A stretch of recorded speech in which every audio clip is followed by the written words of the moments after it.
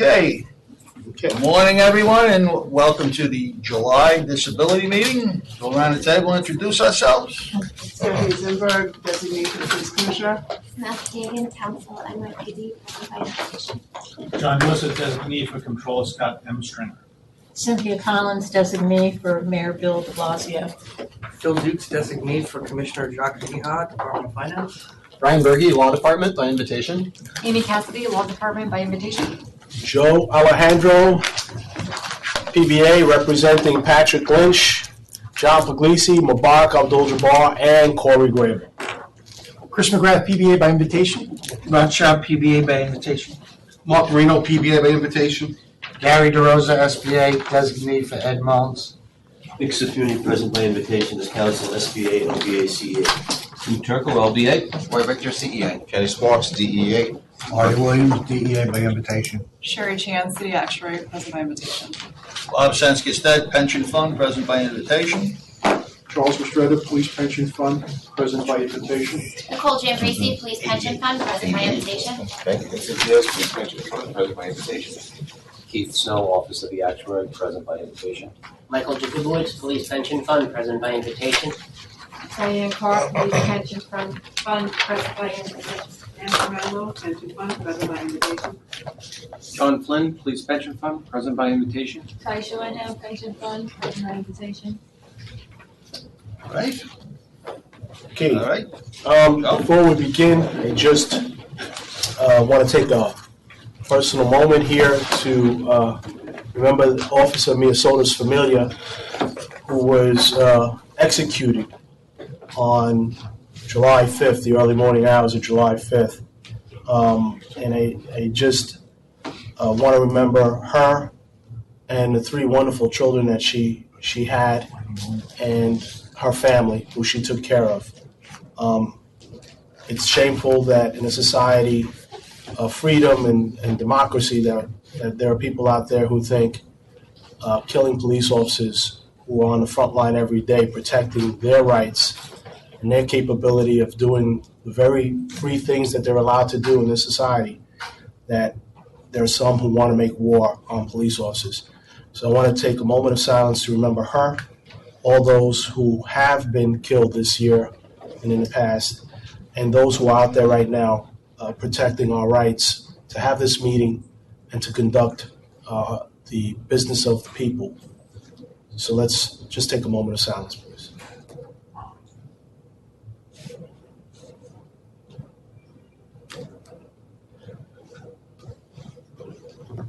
Thank you very much. Okay. Thank you, Dr. Clymer, for coming in. You look handsome. Just saying. I believe it's Chief Clymer. He's a star. He is a star. Doctor above rank. Dr. Chief. Dr. Chief. Dr. Chief. Dr. Chief. Okay, we ready? Okay. Page 1 to confirm the next meeting date, Wednesday, August 9, 2017. Pages 2 through 11. Pages 2 through 88. Nothing of a controversial nature. Joe will so move that. Thank you very much, Kenny. 2 through 88, so moved. Okay. All right. Page 89, resolution extending the group life insurance plan for the members of the Police Pension Fund through June 2018. All right. That is the yearly resolution extending the group life insurance plan for the members, $50,000 tax-free on active or line of duty. So moved. So moved. Do we have a motion? I motion to approve. So moved. Okay. So moved. Thank you. Page 90, resolution for Checkbook NYC. So this is our quarterly request of the board in order to continue to put data on the controls website through Checkbook NYC, so that we can be a transparent board and open up our books to the public. So we'll invite a motion. Any comments? Any questions? I like the comment. Okay, there's a comment there. This is a 3-month extension? Yes. Okay, so I make a motion that we extend this for 3 months. Second. Okay, Okay, so move. I'll move. All right. Page 91, resolution regarding police pension fund revised resolution, securities litigation protocol. Before we begin, I just want, can you synopsize the whole plan? I know years back we had it in one particular way. I think it's been changed somewhat. Sure. So I'd like to hear what the changes were. So the change at issue concerns allowing firms that served in an evaluative capacity to also be counsel for actually litigating a case.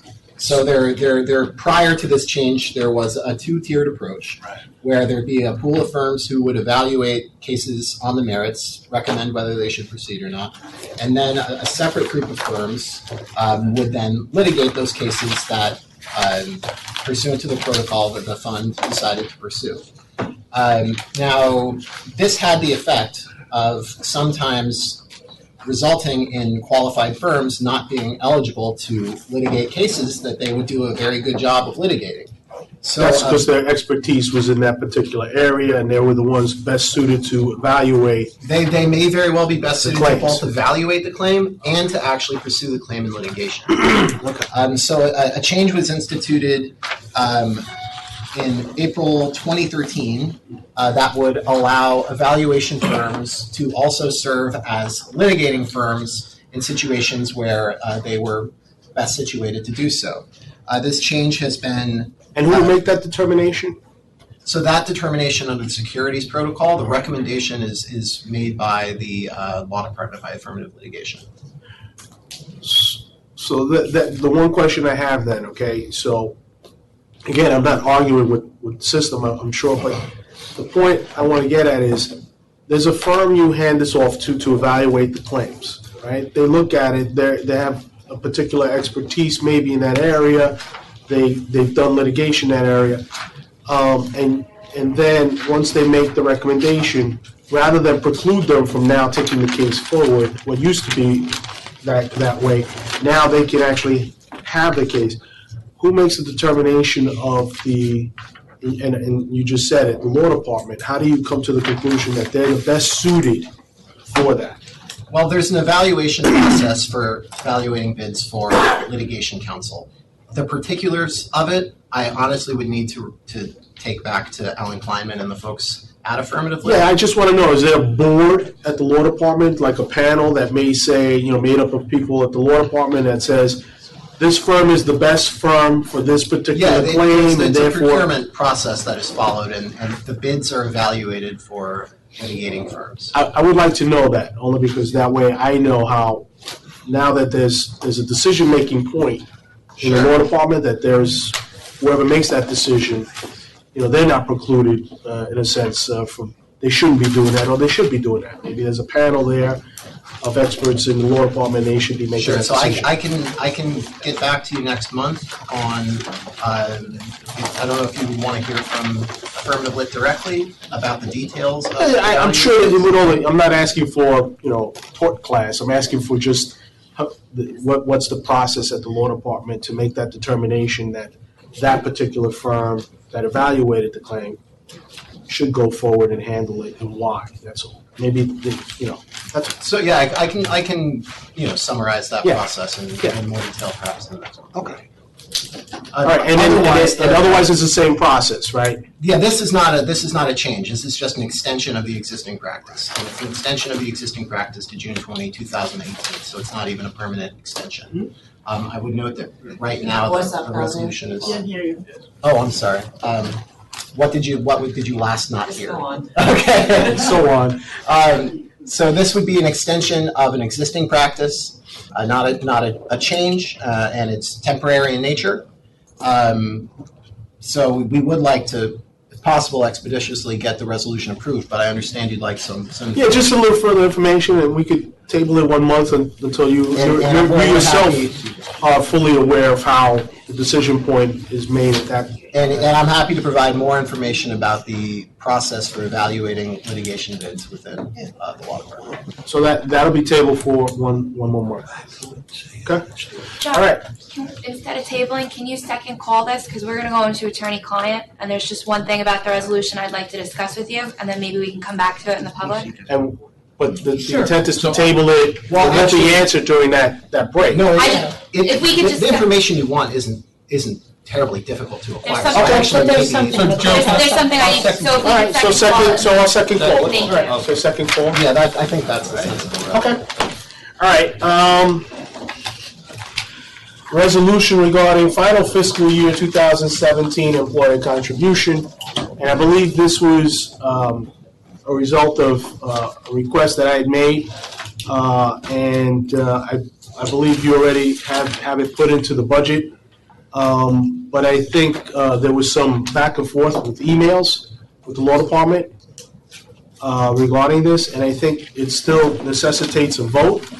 And I still think that if it's going to necessitate a vote, that I think we're still requesting the underlying data so that we can make a decision properly to vote on the matter.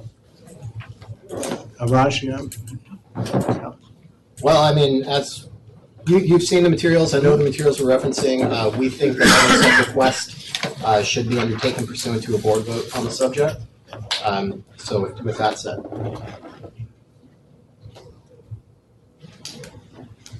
Roll call vote? Roll call vote. Roll call vote? Okay, well, The roll call vote is based on the request of the PBA for the underlying data. Right? It's a two-part request. Right? Still the one we got. No, I thought is that what the motions are, or is that the question, or is the question? Well, part of that was that the PBA was requesting the data in order to have the vote. Then there was back and forth regarding with emails with law department, and I believe summarizing it somewhat and not locking them into position. Somewhat was there was no vote necessary.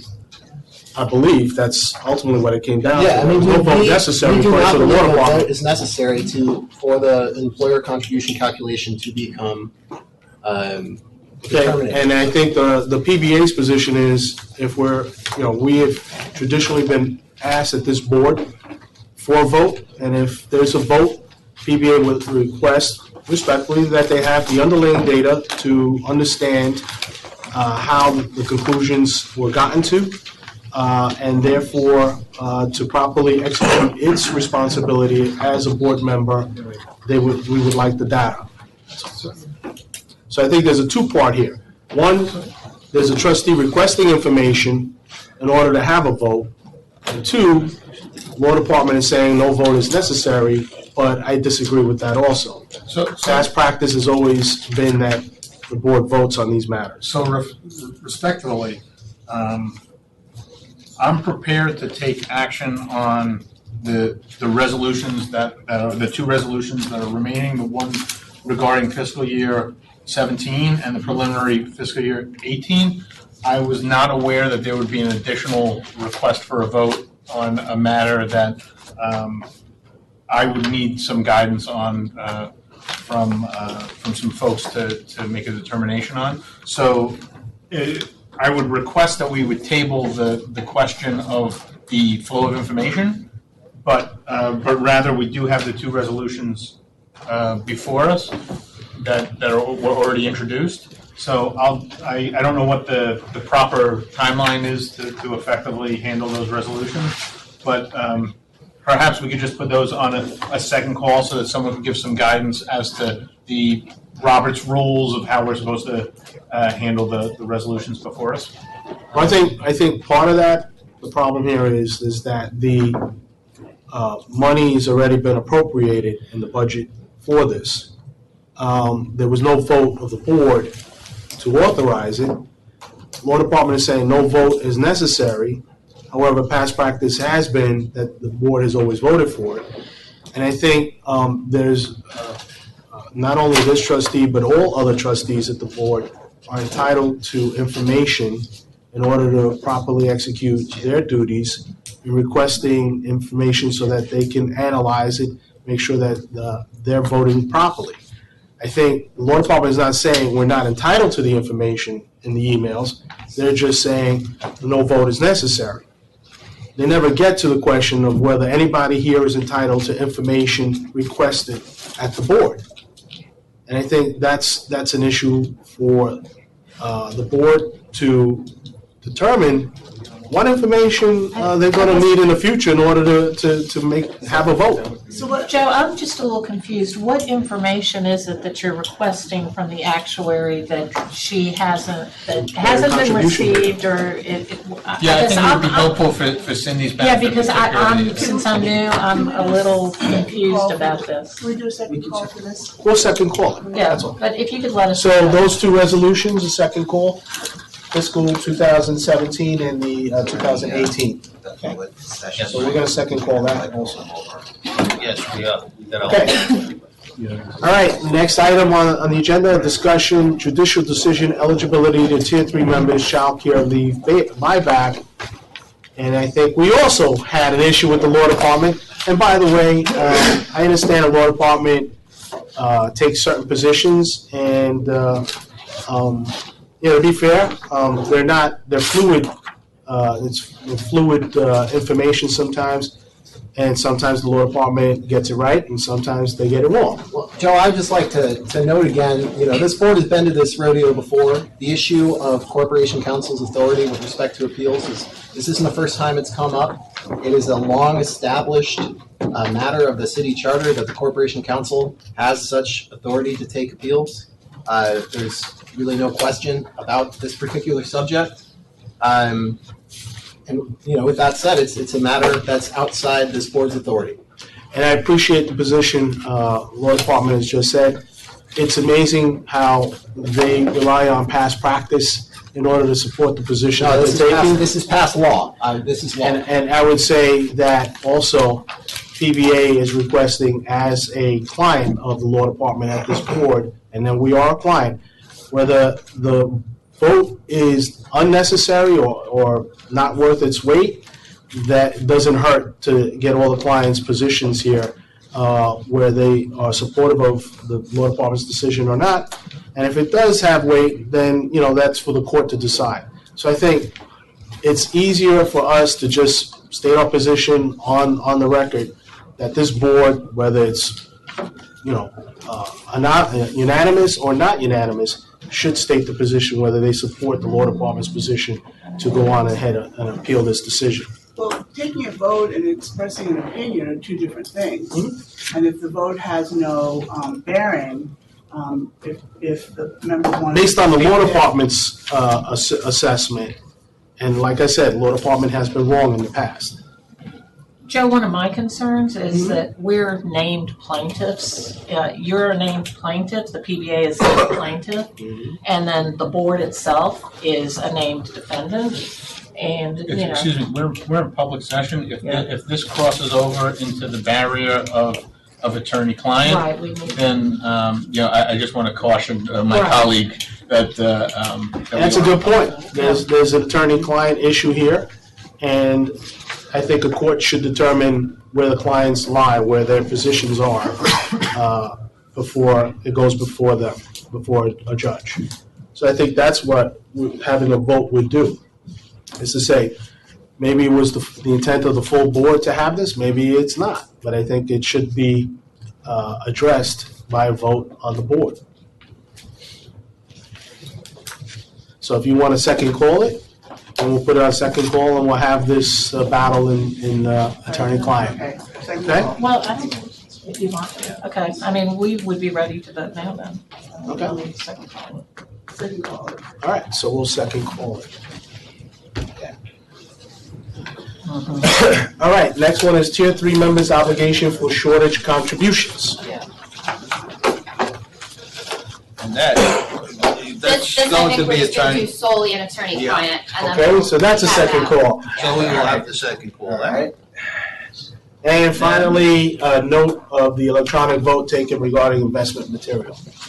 So noted. So noted. So noted. Who puts that on the record?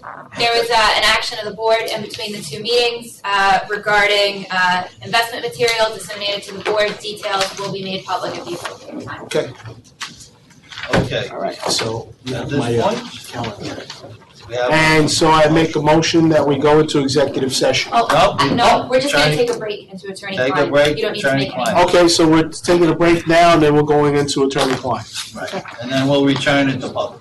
Okay. Thank you.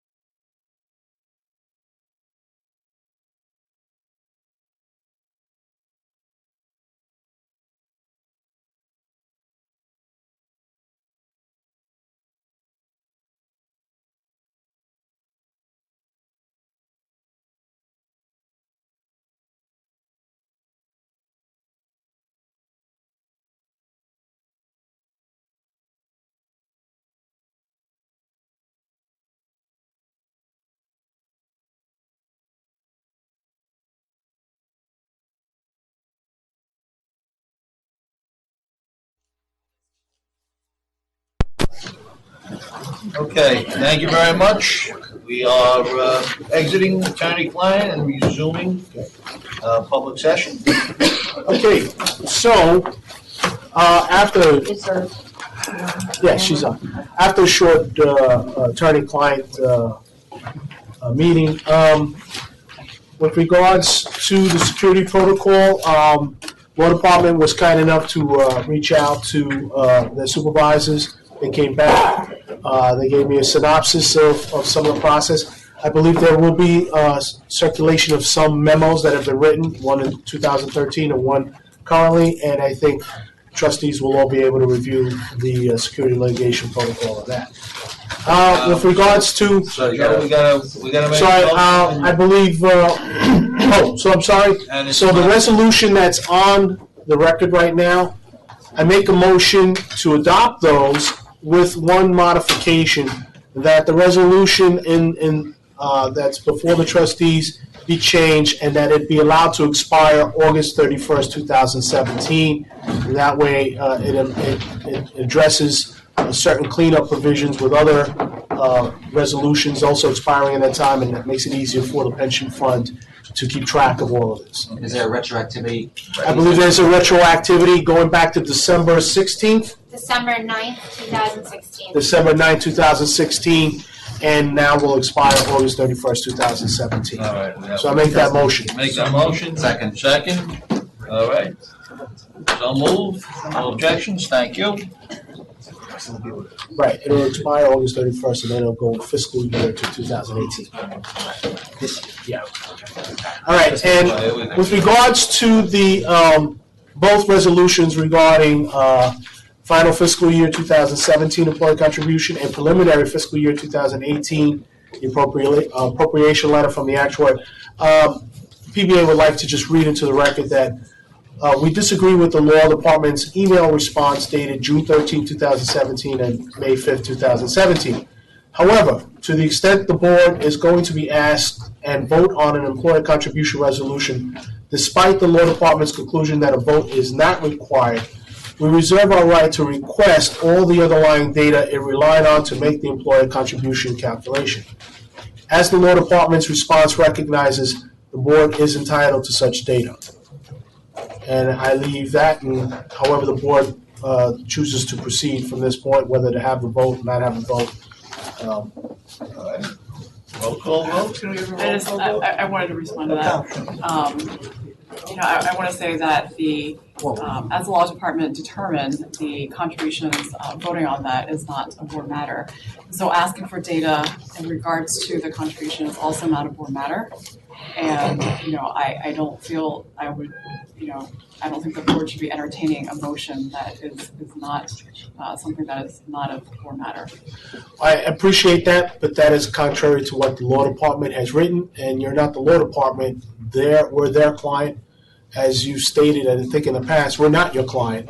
And I appreciate your comment, but I don't believe it has merit here before the board.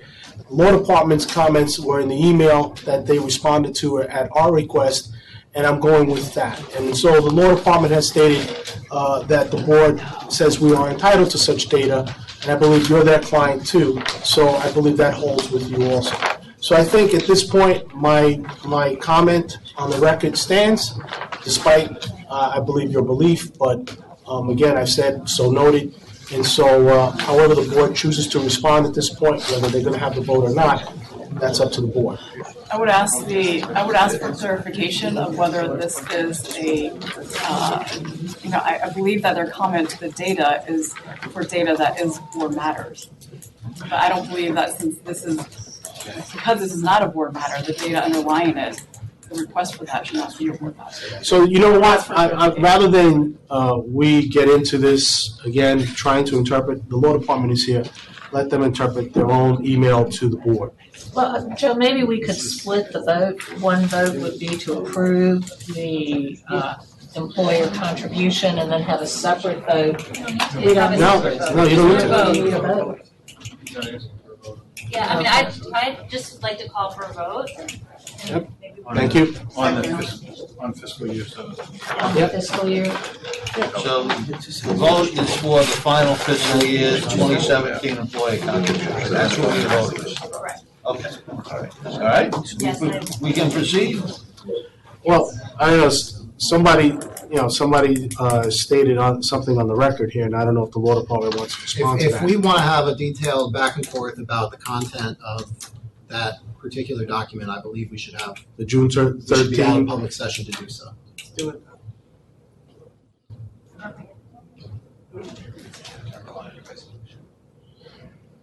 I think you want to have this detailed, I don't want to record, I thought I said we're reserving my right to request the data.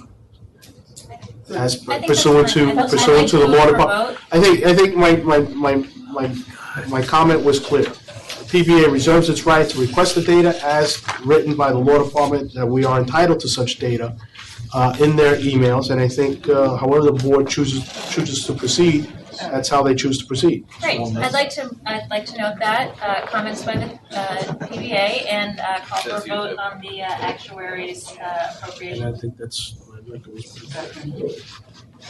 Okay. All right, so we will proceed. Yes. All right, on fiscal year 2017, PBA, PBA votes no. SBA, Yes. DEA, Yes. LBA, Yes. CEA, Yes. Mayor, Yes. Finance, Yes? Controller, Yes. Police Commissioner. Yes. All right, motion carries. 2018. So there's a roll call on the 2018 coming? All right, so roll call on fiscal year 2018, preliminary, PBA, PBA votes no. SBA, Yes. DEA, Yes. LBA, Yes. CEA. Yes. Mayor, Yes. Finance, Yes? Controller, Yes. and Police Commissioner. Yes. Okay, and that motion also carries.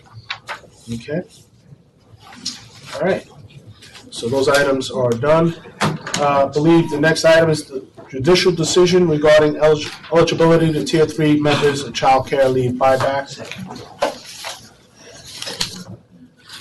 So there was this was also discussed in attorney-client privilege, and I believe there's a vote to be taken on whether the board authorizes an appeal to the first department in a decision issued by Justice Margaret Chan in a child care matter for Tier 3 members. I would disagree with what the question is, whether that is authorized. I disagree with that. I think that if you want to ask the board to give their opinions or vote, but I don't think that we're able to authorize or not authorize the law department to act. So I disagree with the phrasing of the statement you made.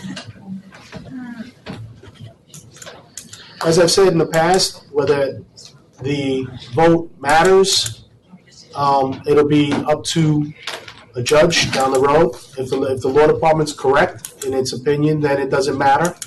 And if they're wrong, then the judge will be able to make a determination later on whether the vote carries weight. So I think there should be a vote on whether to proceed to continue on this child care leave buyback matter. And as the law department has said, that you can have a vote. I mean, the law department cannot prevent the mechanics and appearance of a vote occurring, but no such vote would be an authorized action of the board, the Corporation Council's charter authority on this subject. And I think the judge will make a determination whether that's correct or not down the road. So I think the board should have the vote just to make sure that their opinions are considered. So I make a motion to have the vote. Second? Second. All right, roll call vote? Roll call vote. All right, PBA. PBA says no. SBA. No. DEA. Negative. LBA. No. CEA. No. Mayor? We abstain because we are following Corporation Counsel's advice in terms that the board has no authority to make an opinion on this. All right, finance, Abstain for the same reasons. control. Say it louder, she can't hear. Abstain for the same reasons. We also abstain because we're not convinced whether or not the board should be taking this vote, and so we're abstaining at this time. Police commissioner? Well, I looked at the decision and I think that the court did accurately state the law. I don't think that the vote is appropriate. It's a violation of attorney-client privilege, and I will defer to the law department on the question of an appeal. Okay. That is an abstain. So it's a count. Okay.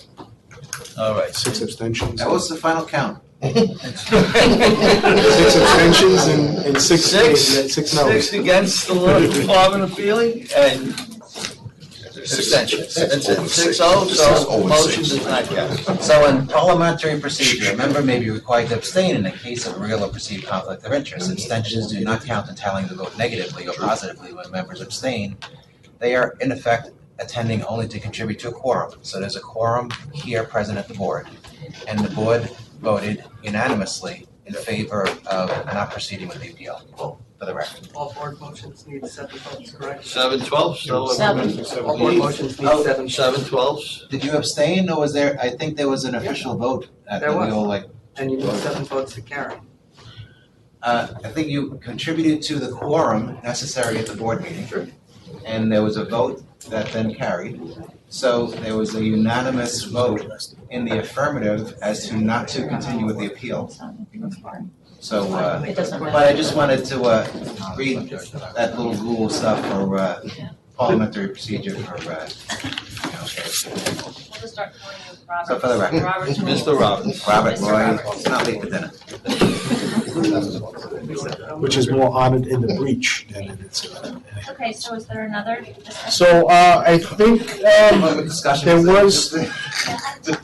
there was the second call on Okay. Tier 3 members' shortage contributions, and I believe the law department is going to distribute an email explaining some of the position it takes, and then we can address this at a later date.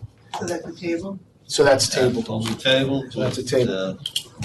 Memos to be forwarded to the trustee. Okay, and with that, so I make a motion that we go into executive session. Okay, motion to exit public and go into executive. Second? Second. Thank you, second. All right, so move. Let me just.